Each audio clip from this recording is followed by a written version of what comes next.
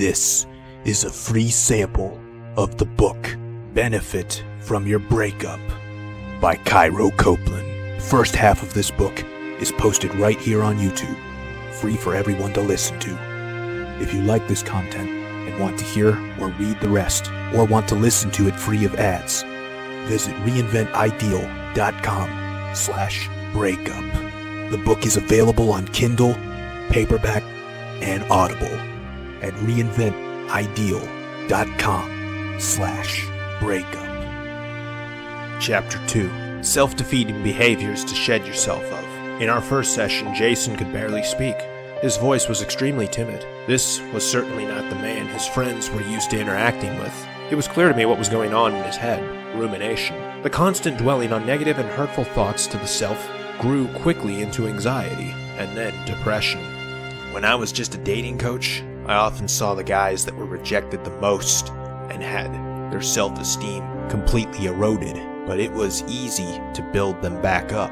The rejections they endured were from strangers that knew nothing about them. Realization of this often helped them forget about past rejections, but this one Jason had to push through was a rejection from someone far from a stranger. I often tell the other guys that rejection is not personal. This time, it was personal. She knew so much about him, yet still chose to abandon him. The depressing thoughts were completely rational for him to think, and each fed off of another, giving more power and invincibility to the overwhelming negative theme that he was just unlovable. What this does by effect is for the abandoned to adopt self-defeating behaviors that often have them unintentionally push others away. Sometimes, even the others that could help reduce their suffering. This one woman who knew him so well couldn't continue to love him, thus no new woman who does not yet know him could love him either then, his mind ruminated. With this poison eroding his confidence, it was no wonder that other girls in his life and at dance class were not interested in him. The loneliness further poisoned his thinking as he constantly thought about his ex, which only intensified the pain. While this occurred, he had convinced himself that the only way to solve the matter was to win her back and convince her that the relationship must be rekindled. It caused him to mistake creepy gestures for romantic ones, such as showing up at her house unexpectedly to talk to her, leaving notes on her windshield. He almost sent her a recording of himself singing a sappy Heartbreak song. He still thanks me to this day for stopping him from doing that. This intensifying of the pain is self-perpetuating as much as the self-confirming beliefs and eventually self-fulfilling prophecies of being unlovable.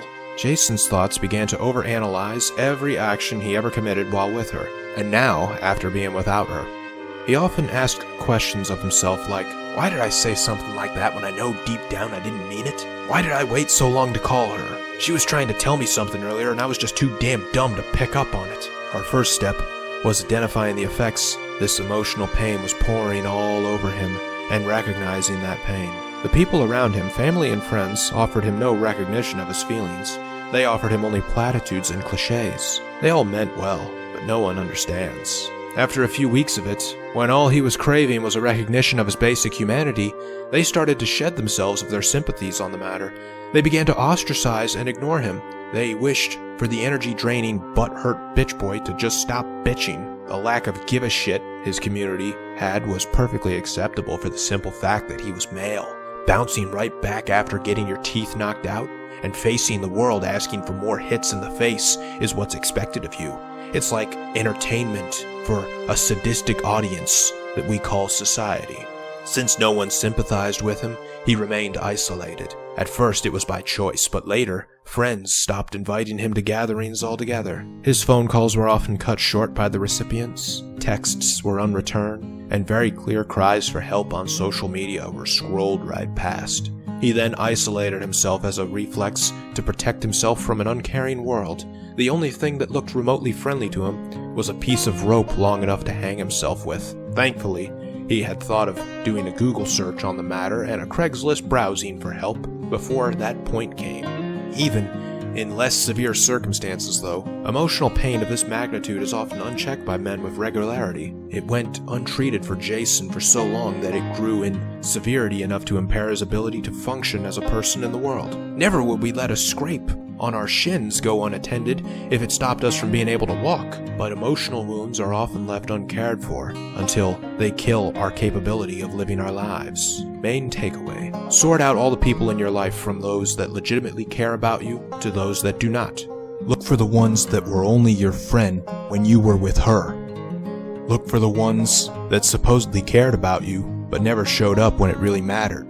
Then drop these people from your life. You owe them nothing, and you are missing nothing. A fatal error many guys make is to complicate their lives and justify why they do it. A life is made less complicated by shredding up those justifications and seeing the raw reality of the situation. You have no reason to keep in touch with people that are of no benefit to you. As you'll soon discover, what makes a more enjoyable life is not having more things to care about, but less things to care about. The same goes for people. Having less of them to care about, less of them to stress you out, and less of them to make demands of you and keep up with makes for an easier life to manage, and eventually, a happier life. Thank you for listening to this free sample of the book Benefit from Your Breakup by Cairo Copeland. If you enjoyed it and want to hear or read the rest, or want to listen to it free of ads, visit reinventideal.com/breakup.